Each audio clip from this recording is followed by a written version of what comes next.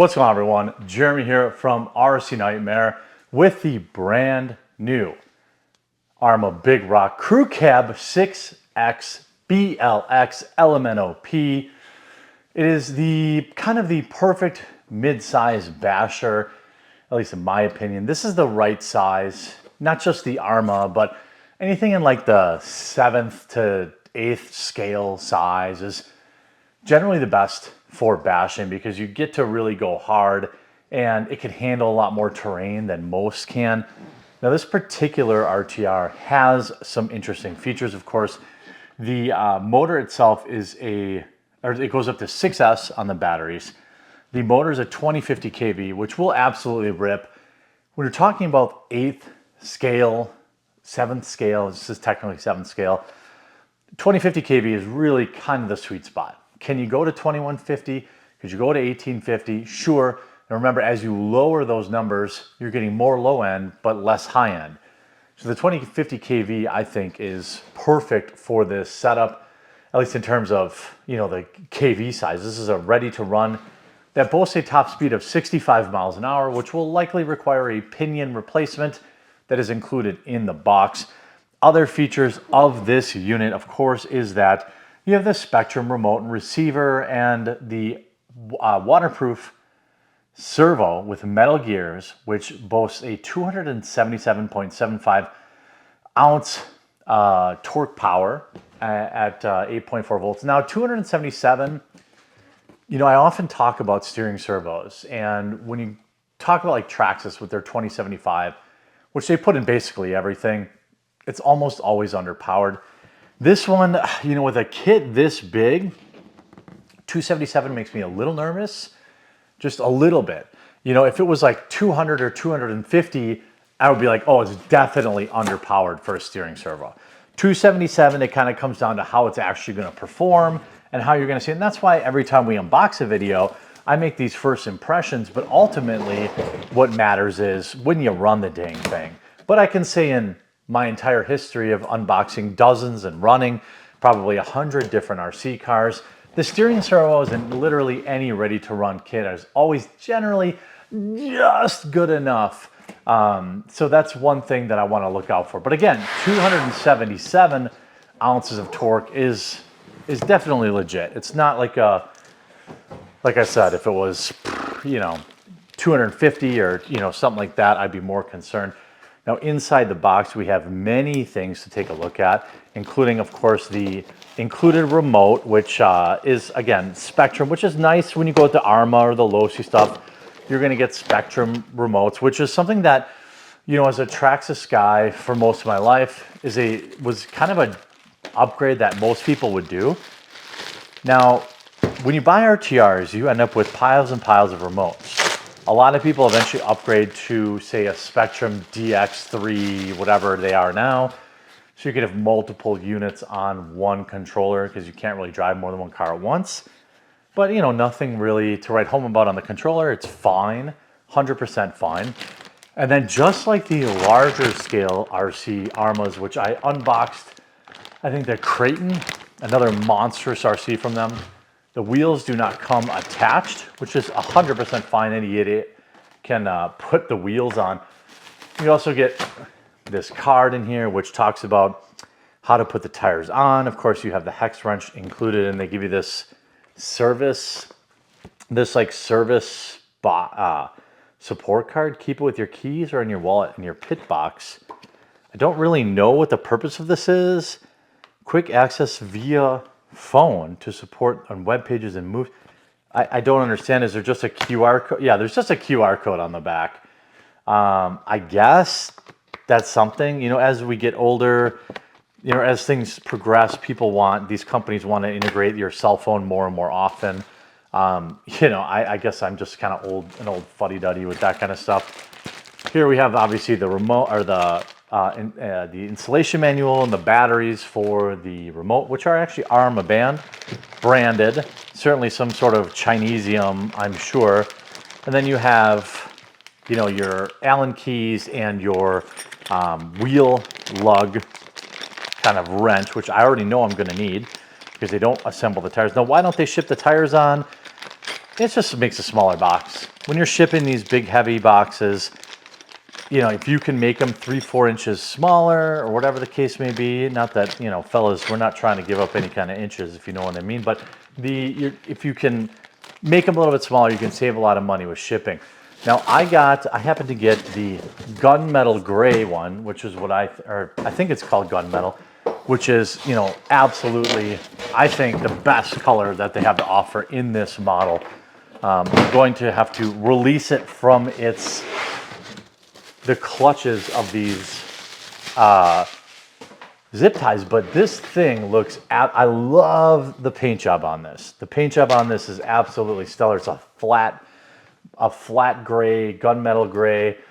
Even as a touch, even the side view mirrors fold in. This reminds me a lot of my Raptor.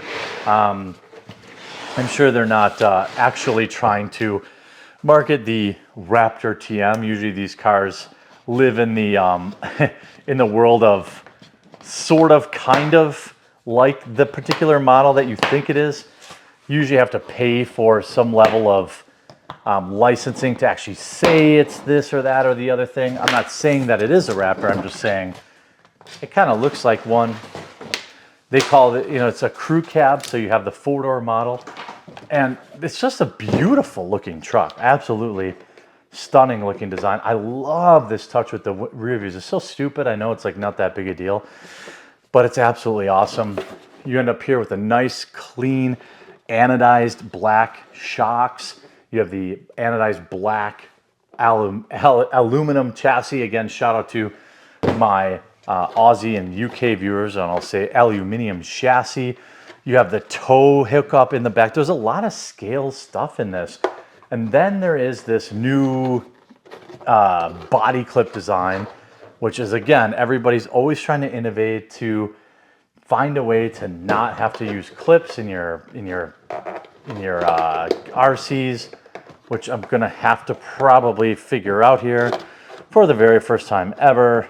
I just don't really know what in the heck they want me to do here. It looks like it's under the wheel wells. All right, well, I've got the body off. It's actually a little easier. Every new kit you buy is gonna have some new wild solution. So in the back, there's 2 standard body clips. And in the front, there's this long, I don't know, insert that goes in here. So when you're gonna put it on, you're gonna put the front on first and then drop the back in. One thing I can say about this body is it is extremely beefy. They spent a lot of money making sure this thing will last. It's basically a full cage in here. This body is gonna last you a really long time. Sure, you're gonna break things. There's gonna be scratches. That's gonna happen, but it's extremely well fortified. The interior here, once we get to the inside, a little less well fortified, I would say. These A-arms are a little weak, a little small. We'll have to see. You never really know until you run the thing. So I'm just making guesses, you know. This, you know, chassis looks a lot like a lot of 8th scale buggy chassis that I've had over the years. Things of that nature. And the A-arms look a little weak. But again, I'm not gonna know until I run it. Like, I don't wanna, you know, be negative up front.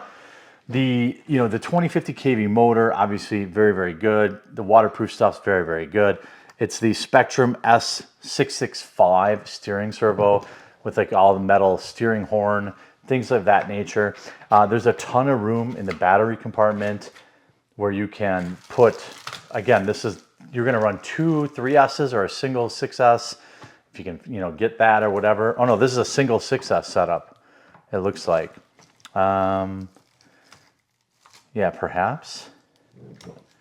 Oh no, you could run 2 3S, right? Or a single 6S in this. This is a very heavy kit. You're not gonna want to run this without maximum power. That's kind of the thing. I mean, if you're only gonna run it on, there's some advantage to only running these kits at like their entry-level power, and that is that you always have more power to add later. So if you really have a lot of fun at, say, 3S, obviously going 6S is going to be a lot of times these kits, they end up being totally different kits. These tires are actually quite nice. They're pretty hard, which would indicate to me these are obviously just for your all-around bashing kind of stuff, which is obviously totally fine. But this thing, Big Rock Crew, I think from a scale perspective, looks incredible. Maybe one of the better new kits I've seen out there. Like, I could definitely see this truck rolling down the road. With 6S speed and with the 2050 kV, this thing's absolutely going to rip. I'm going to throw the tires on now just so you can see how they look, and then we'll come back and kind of take a look at the final look with the body back on and give you my final thoughts. All right, the wheels are back on, and a couple of corrections or a couple of things I want to say.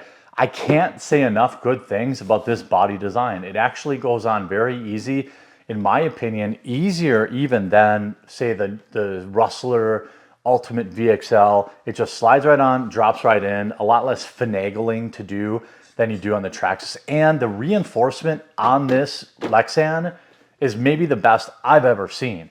I'm sure these, I have this weird feeling that these foldable side mirrors are gonna break off, which is, I just have this feeling. It's a cool thing to look at, but man, I just feel like they're gonna break off. Also I wanna correct or clarify what I talked about on the power plant or on the battery power. You're not running this on a single 3S. You could do two 2Ss or run it on 4S probably. But the way the battery configuration, the wire allows is for one big pack or two smaller packs is really what you want. And they'll be in series. Two 3S in series gives you a 6S battery. That's the thing, like, again, with batteries, like not everyone has 6S packs laying around, but you might have a bunch of 3S packs laying around. So you can put them in series and run that. But yeah, I have to honestly say I'm most blown away by this body. Like, it is beefy. It doesn't even feel like Lexan. It feels like, all like hard plastic. It's got some cool scale stuff like the trailer hitch on the back, which you'll probably see in the B-roll throughout the film or throughout the video. But I'm actually really excited for this. It's got a lot of ground clearance. This is just a good old fashioned, like a 7 scale, 8 scale buggy in a truck format, in a truck scale, and a lot of, anodized, a lot of aluminum. I've criticized before other Arrma products that put their crazy, don't just bash, blast on the bottom of the, with silk printing or screen printing or whatever on the bottom of these. I absolutely hate that. I love that this is just a beautiful truck. And I'm really looking forward to getting it out there and bashing the hell out of it because I really think it's going to run 6S. 2050 kV is one of my all-time best combinations from the A-scale buggy era of the channel back in the Hyper 9E and like the often on the Kyo shows. That kind of stuff was all 2050 kV. So I think that's going to be a good match for this. The tires are extremely hard and rugged. They're made to last forever. They're not made for performance. You're probably going to want to upgrade those at some point. But outside of that, out of the box, I've got to say I'm really impressed with this truck from Arrma, and I'm really looking forward to taking it out for a nice bash session in the snow later this week. I hope you enjoyed this video. If you did, make sure you leave a like on it. If you haven't yet, please do subscribe down below, and we'll talk to you again real soon.